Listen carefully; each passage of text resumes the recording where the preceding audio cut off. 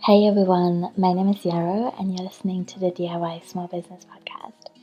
I will eventually rename this to the Embodied Business Podcast. I haven't gotten around to that yet. Whew, as you can imagine, I'm riding wild waves like all of us at the moment and just trying to prioritize, using my time and energy and creativity in the best way I can, which is new and different and also the same in some ways. Anyway, this is a solo episode in which I want to share a little bit about what's been going on in my business the last 2 weeks, how I am working towards resilience and being adaptive, what I'm changing, what stays the same, and I also want to read to you from my zine, Our Business as... Oh, no wait, that was a funny... Anyway, the zine is called Our Bodies as Anti-Capitalist Business Mentors, and the zine is based on a Instagram post series that I did in late February, early March. Lots of people liked it, and I enjoyed writing it, so I put everything together into a zine a few weeks ago, and I thought I would read you from that. Yeah, so where I'm at is that everything is pretty wild. We have been on lockdown in Scotland for about 5 weeks now, and the 2 weeks prior to that I've been self-isolating because I had been traveling back to Germany to help my mom, who's chronically ill, move houses, and when I came back I developed some symptoms, so I wanted to be careful. So I've had a lot of solitude, a lot. I feel fully recharged with alone time. As a hardcore introvert, I feel really intimate with my home, with my 2 dogs, with my garden, and then with the beach and the woodland that I still have access to. I feel that life has become really slow and quiet and small, and I'm enjoying that while also being in a lot of pain and uncertainty and grief and worry about loved ones and about the planet as a whole a lot of the time. So I feel that this week I've been a little bit more grounded and riding these waves, and they don't feel so extreme to me anymore. But I've also really had the luxury in the last 2 weeks before this one to just rest an incredible amount, to be really, really slow and gentle with myself. I've been eating so much, just wild amounts of food went into my tummy, and I've just let it all be. I've just been waking up each day, just trying to do my best and letting that be enough. And I obviously feel really committed to showing up in the best way that I can for my clients, and I feel proud of the work that I've done to support people in shifting things right now and building resilience in their own businesses, both one-on-one and in the Embodied Business Community. But I've not done anything beyond what is really needed. And that's kind of radical in its own way, right? I think we have so many stories about what is good enough. And I have been podcasting sometimes, but I've also taken breaks when needed, for this podcast and my other podcast, Daydream Rose, as well. And I've also really tried to not fill this space that I now have from not really socializing with anyone with random stuff to keep busy. I am thinking a lot sometimes about the fact that when we ask each other how we are, at this time, the response is often, I'm keeping busy, as an expression of saying, I'm trying to remain in a normal space. And I think that's a bit odd, right? If we're really thinking about it, because this isn't a normal space, and I think we really need to have time to reflect and go inwards and be alone to move forward with whatever comes next in a way that's aligned with our values. Yes, I've also been really lucky to do a breathwork teacher training last weekend, which I had signed up to do last year and for which I was going to travel. So I felt really grateful that was now online, and it was still a really beautiful learning experience with really incredible people. And I think, to me, as I've said many times before, breathwork is really just such an effective and accessible tool to work with anxiety and bring me back into my body and into my intuition, and that's helped me in my business as well. So I'm thinking about ways of bringing breathwork into this work that I do here, and I'm not totally sure yet what that will look like. But one thing that I am already sure I really want to bring forward is I will run another workshop on May 13th, Wednesday, on shifting a local business online. So that's going to be free. I've run one of those in March, which was great. But I feel like a month later, we are maybe at a different point, a little bit more open and receptive to thinking about what the summer will look like as we are adjusting to the fact that some level of lockdown or social distancing measures will be in place for a while. So I want to look at that again. You're invited to join. The link is in the show notes. You'll also receive the workbook from which I'm reading if you sign up. So sign up even if you can't come or if it's not relevant to you, because you will get the workbook, Our Bodies as Anti-Capitalist Business Mentors, which I really hope is helpful to you. Other than that, the Embodied Business Community is really feeling like there's such a surge of energy right now because we're turning towards each other. I'm running our first co-working session together tomorrow virtually. We are running, I'm hosting workshops on no bullshit, money mindset stuff. There's group coaching coming up on Sunday. And then there's just more energy in the Mighty Network space as well, which I love. And we had a good number of new people sign up, all of which have really beautiful ideas and energy to bring. And if you want to join us, you're super welcome still. It is still open. I've extended enrollment and I've also added a new 10-pad payment plan. So you can join for a year, making 10 payments of $24 a month. And that gets you access to the network, the monthly group coaching, the workshops, the 10-module course, the co-working spaces, the workshops on building a business in times of crisis, and all those kinds of things. I've also obviously been thinking about what it means to be adaptive right now, and I'll talk a little bit more in a moment as I read from the zine. In my own business, what I've done is, like I just mentioned, I have added a longer payment plan, and I've offered enrollment to the community now without one-on-one mentoring from me. Adding the one-on-one mentoring last year felt like a really good plan because I love connecting with people one-on-one and really guiding them into the community, welcoming them personally, and making sure that they get what they need from it. But I've found other ways of doing that, sending custom videos, for example, and welcoming people that way, and it allowed me to lower the price a little bit. And that feels like a really good way of adapting.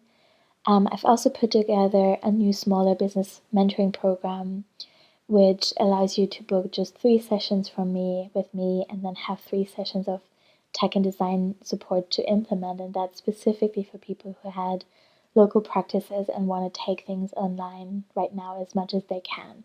I'm also thinking about resilience in the long term because really, if you're honest with ourselves, we don't know what is gonna come beyond this and whether a pandemic might happen again in some other way or what other challenges we'll be facing together.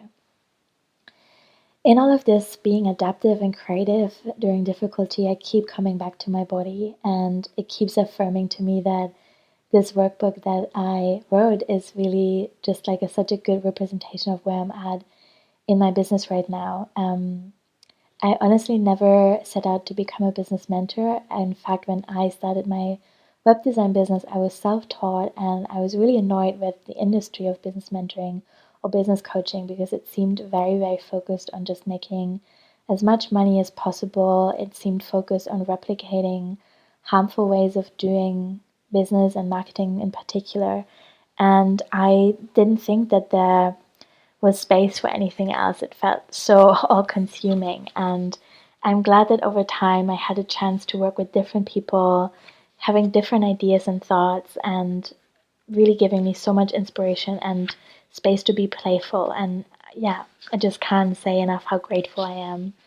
I'm gonna take a class actually with Starhawk and someone called Patty Love soon about building a regenerative business. These people are both coming from a permaculture perspective, and really have done so much work around honoring the earth. And so I'm really excited to learn more and bring that forward into the work that I do in my community and with my clients as well.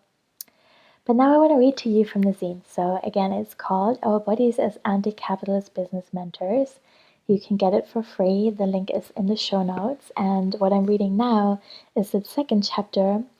I say chapters, but they're all really short. They're like 2, 3, or 4 pages long. It's a really accessible workbook, 26 pages in total. So the chapter is called All That You Are is All That You Need.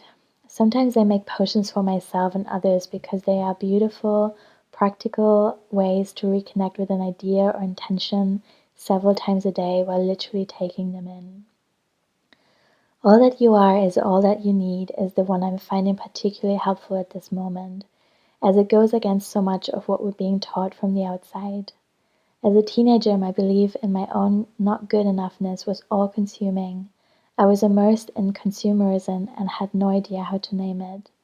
I worked so many hours already being tired of the school just to be able to buy cheap, fast fashion or makeup. I can't tell if women's magazines have become better or worse since the 90s, but I think Western beauty standards are still present all around us. It takes courage and confidence for a young mind to not buy into these messages, and I wonder how much of these thoughts still live in our bodies now that we are navigating social media and finding a voice online. I'm trying to ask myself more often what I would do if I truly believed that I'm already good enough, exactly as I am, how my work might be different. As I've gotten older and started my business, I've invested a lot of money in education, not always from an empowered place. I've often taken classes because I hoped that they would make me feel held while I was navigating daily decision making and pathfinding. I wanted someone to tell me what to do, to reassure me that it's going to be okay.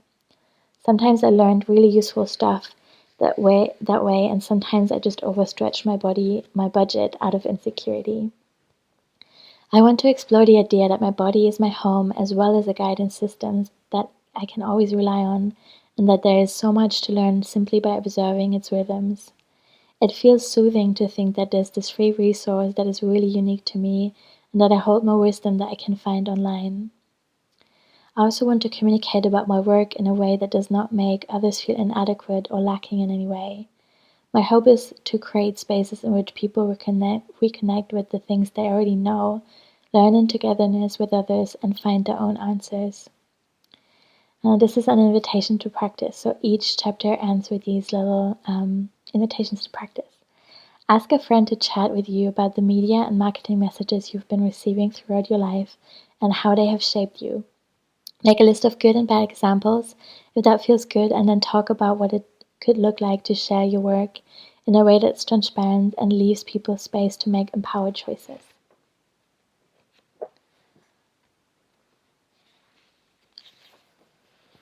And then I'm going to read to you chapter 7 as well, which is called We Have to Tell the Truth. Whenever I have a good connection to my body and I'm relaxed and present, I have a very good sense of my own truth and what feels true from other people. I'm wondering how I can weave this into my business, and I think marketing narratives are a good example. Of course, we want to tell our story, share why we made what we made, and tell others why what we are offering is the shit. But often we widely simplify healing or success narratives to make them more marketable. We say, before I started doing XYZ, I was completely lost and felt broken, but then I came across XYZ and now I basically dance with the fairies all the time and it's so much fun. Come and work with me so that you can also learn XYZ and dance with us. And it's hardly ever that simple, right? There's never just one way of doing things or that one modality that works for everyone to fix people. Most often it's a twisty path full of experimentation, occasional highlights and healing leaps, confusion and frustration, ahas and oh fucks, and then eventually we look back and we can say, fuck yeah, I've changed. I worked something out, I'm different, and this is good. I'm committing to checking in with my body more often when I tell stories, and when I hear stories, I want to grow my self-trust in knowing the difference between truth-telling and good posing. An invitation to practice. Find a comfortable place to sit or lie down and gently connect with your breath. No need to change anything, just take a moment to witness air coming in and out of your lungs. Whenever you feel ready, say something out loud that feels absolutely true to you right now. How does that feel? How's your body responding? If you feel unsure, try a few more statements and see what you can observe.